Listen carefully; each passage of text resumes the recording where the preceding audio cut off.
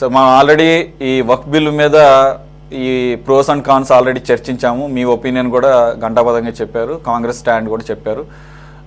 ఇప్పుడు దాని గురించి మనం ఇంకా ముందుకెళ్లకుండా, కోర్స్ మీరు కావాలంటే యాడ్ చేయొచ్చు ఏమన్నా పాయింట్స్ ఉంటే. ఈ వక్ఫ్ బిల్ మీద ఇప్పటికీ కూడా ఈ దోబూచలాడుతుంది వైసీపీ. ఈ కొత్తగా సుప్రీంకోర్టులో పిటిషన్ వేయడం ద్వారా జరిగినటువంటి ఏదైతే రాజ్యసభలో తాము విప్ ఇన్ టైంలో జారీ చేయకుండా ఆల్రెడీ బిల్లుకి అనుకూలంగా వేశారని చెప్పేసి ఒక న్యూస్ బాగా ఇదవుతున్న సర్క్యులేషన్లో ఉన్న సందర్భంలో మైనారిటీలని బుజ్జగించడానికి లేదంటే కనుక ఓటు బ్యాంకు కోసం ఈ రకమైన సుప్రీంకోర్టులో పిటిషన్ వేయడం ద్వారా ఒక డ్రామా ఆడుతుందని చెప్పేసి కొన్ని మైనారిటీ సంఘాలు, ముస్లిం సంఘాలు అంటున్నారు. మీకు ఉన్నటువంటి ఇన్ఫర్మేషన్ ప్రకారం ఆల్రెడీ దీని మీద ఒక క్లారిటీ వచ్చింది. ఇప్పుడు సిపిఐ నారాయణ గారు కానీ అనేక మంది విమర్శించారు జగన్మోహన్ రెడ్డి గారి స్టాండ్ ఏంటని. అలాగే మీరు గతంలో కూడా జగన్మోహన్ రెడ్డి గారు సిఏఏ కానీ ఎన్ఆర్సీ విషయంలో అప్పుడు తీసుకున్నటువంటి వాటి మీద నాకు పెద్దగా గుర్తులేదు, అప్పుడు చాలా రోజులు అయిపోయింది కాబట్టి. ఓవరాల్గా చూసినప్పుడు ఈ సుప్రీంకోర్టులో ఈ పిటిషన్ వేయటం అనేది నిజంగా నిబద్ధతతోనే వేసినట్టుగా భావించాలా, లేదంటే కనుక నిజంగా ఇది పొలిటికల్గా ఒక డబుల్ స్టాండర్డ్స్తో వేసిన పిటిషన్ గానే చూడాలి? ముందుగా సురేష్ గారు, మీకు మన ప్యానల్లో ఉన్న పెద్దలకి అట్లాగే మన ఛానల్ వీక్షకులందరికీ కూడా శుభ సాయంత్రం, నమస్కారం. నేను గతంలో కూడా ఈ సబ్జెక్ట్ మీద డిబేట్లో మనం మాట్లాడుకున్నప్పుడు నేను చెప్పాను, మన రాష్ట్రంలో ఉన్న రెండు పార్టీలు ప్రధానంగా ముస్లిమ్స్కి మేము అండగా ఉంటాము, మేము ముస్లిమ్స్ యొక్క సంక్షేమం కోసమే పనిచేస్తాము, ముస్లిమ్స్కి రక్షిస్తాము అని చెప్పిన తెలుగుదేశం పార్టీ, అట్లాగే ముస్లిమ్స్ మీద ప్రేమ వలకపోసిన వైసీపీ పార్టీ, రెండు కూడా ఈ వక్ఫ్ సవరణ చట్టం విషయంలో మాత్రం రెండు పార్టీలు కూడా ముస్లిమ్స్ ని మోసం చేసినాయి. అందులో ఎట్టి పరిస్థితుల్లో అనుమానం లేదు. చంద్రబాబు నాయుడు గారు ఈ ఈ ఈ బిల్లు పెట్టడానికి కొద్ది రోజుల ముందే ఇఫ్తియార్ విందిచ్చి నమ్మబలికారు, మేము మీకు అండగా ఉంటాం, మీ మనోభావాలను రక్షిస్తాం, వక్ఫ్ ఆస్తులను రక్షిస్తాం, మీరేమి దిగులు పడవద్దు అని చెప్పేసి ఆయన చెప్పడం జరిగింది. ఈ విందులో మిత్రుడు షుబ్లీ గారు ఉన్నారు, నేను ఉన్నాను. కానీ నెక్స్ట్ డే మరుసటి రోజే మరి భయానకంగా పిడుగు వార్తలాగా ముస్లిమ్స్ అందరూ ఆశించారు, ముస్లిమ్స్ చంద్రబాబు నాయుడు గారి చేతుల్లోనే ఉంది కాబట్టి ఈయన అడ్డుకుంటాడేమో అనే ఒక ఆశతోటి అందరూ ఉన్నారు. ఆశాభంగం చేస్తూ ఆయన విప్పు జారీ చేశారు ఓపెన్లీ, మిత్రపక్షంగా ఆయన ధర్మాన్ని ఆయన నిర్వర్తించాడు, మరి బీజేపీకి సరెండర్ అయ్యాడు. సో దాని మీద అది నిర్వివాదాంశం. ఇక దాన్ని మనం ఎంత మాట్లాడుకున్నా కానీ ఆయన వాళ్ళ స్టాండ్ అదే. కానీ వైసీపీ అధినేత మరి ఏదైతే జగన్మోహన్ రెడ్డి గారు ముస్లిమ్స్ పక్షపాతి అని, ముస్లిమ్స్కి మేమే అండాదండా అని మరి చెప్తూ ఆయన డెఫినెట్గా డబుల్ స్టాండ్ మీదే ఆయన గేమ్ ఆడాడు.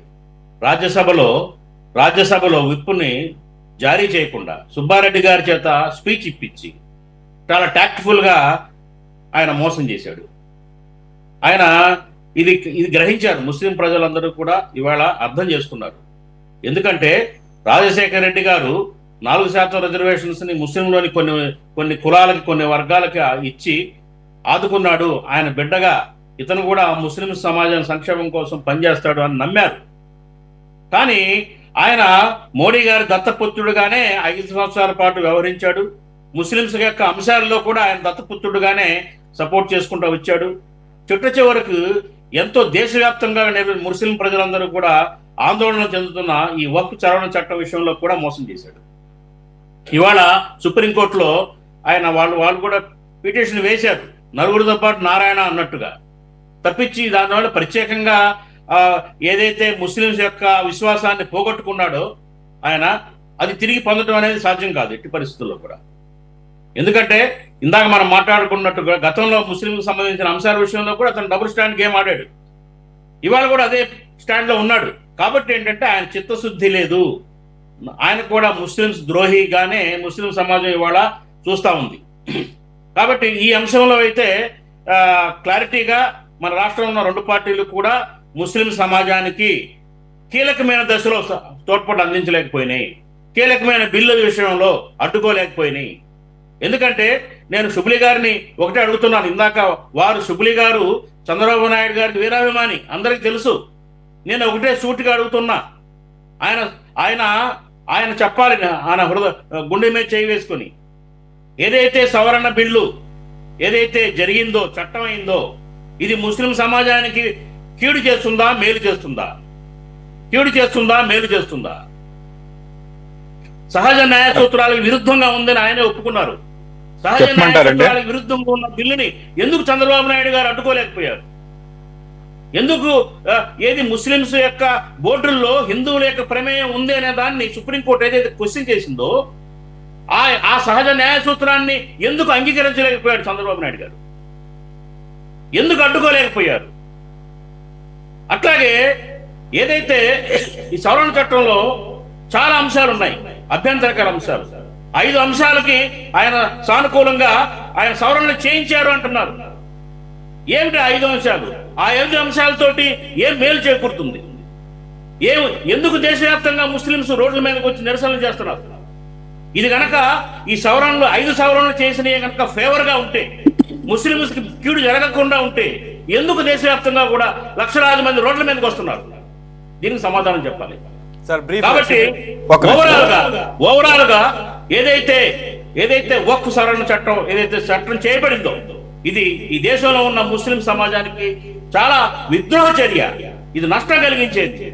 భవిష్యత్తు కాదురా, ముస్లిం పిల్లలకి భవిష్యత్తు లేకుండా చేసే చర్య. ముస్లిం యొక్క పర్సనల్ విషయాల్లో జోక్యం చేసుకుని దీన్ని ఇంకో రూపంగా తీసుకెళ్లే చర్య. కలెక్టర్ల ప్రమేయం ఎందుకు? ఆల్రెడీ ఆర్డీఓలు, జిల్లా స్థాయిలో ఆర్డీఓలు ఉన్నారు, రాష్ట్ర స్థాయిలో సీనియర్ అధికారులు ఉన్నారు, సెంట్రల్ గవర్నమెంట్ స్థాయిలో కౌన్సిల్లో కూడా ప్రభుత్వ అధికారులు ఉన్నారు. కేంద్ర మైనారిటీ వ్యవహారాల మంత్రిత్వ శాఖకు చెందిన సెంట్రల్ వక్ఫ్ కౌన్సిల్లో ఎవరు అజమాయిషీ చేస్తారు? సెంట్రల్ గవర్నమెంటే.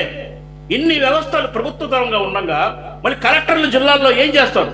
కలెక్టర్ల చేతిలోకి వెళ్ళిన ముస్లింస్ యొక్క ఆస్తులు ఏ రకంగా రూపాంతరం చెందుతాయి? అట్లాగే ఇంకో క్వశ్చన్ ఏంటంటే, ఈవేళ ఉన్న వక్ఫ్ బోర్డుకు సంబంధించిన భూములే దాదాపు మన రాష్ట్రంలో 40,000 పైచిలకు ఎకరాల భూముల్లో చాలా వరకు కూడా అన్యాక్రాంతం అయిపోయింది. వాళ్ళు ఎవరు కూడా రిలీజ్ చేయడానికి ఇష్టపడతలేదు. మాది అనుకుంటున్నారు వాళ్ళు. నేను ఒకటే అడుగుతున్నాను రాష్ట్ర ప్రభుత్వాన్ని, ఏ రకంగా వెనక్కి తెస్తారు? ముస్లిం బోర్డులకి ఏ రకంగా తిరిగి ఓనర్షిప్ ఎలా ఇప్పించగలుగుతారు? వీటికి సమాధానం చెప్పాల్సిన అవసరం ఉంది. ఏ రకంగా కొత్తగా సవరణ చేయబడిన చట్టం అన్యాక్రాంతమైన భూముల్ని తిరిగి ముస్లిం సమాజానికి, ముస్లిం వక్ఫ్ బోర్డుకి చెందేటట్టు చేయగలుగుతారు? ఈ చట్టంలో ఏ ప్రొవిజన్స్ ఉన్నాయి? ఇవన్నీ కూడా అంతులేని ప్రశ్నలు. కాబట్టి ఏంటంటే, టోటల్ గా ముస్లిం సమాజం హృదయాలు గాయపడినాయి. ఎంత ఏ రకంగా ఎవరు ఎన్ని రకాల మాటలు చెప్పినా కూడా స్వాంతన చేకూరదు. అన్యాయం జరిగింది, ముస్లిం సమాజానికి తీరని అన్యాయం జరిగింది. మేము సుప్రీంకోర్టు మీద ఆశలు పెట్టుకున్నాం, ఎందుకంటే రాజ్యాంగ ఉల్లంఘన జరిగింది. పార్లమెంట్ చేసిన చట్టాల్లో రాజ్యాంగ ఉల్లంఘన కనుక జరిగితే సుప్రీంకోర్టు అబేన్స్ లో పెట్టే హక్కు ఉంది. కాబట్టి మేము ఆఖరి ఆశ సుప్రీంకోర్టు మీదే ఉండి ముస్లిం సమాజం దేశవ్యాప్తంగా కూడా ఎదురు చూస్తున్నారు. ఎస్ బాజీ గారు.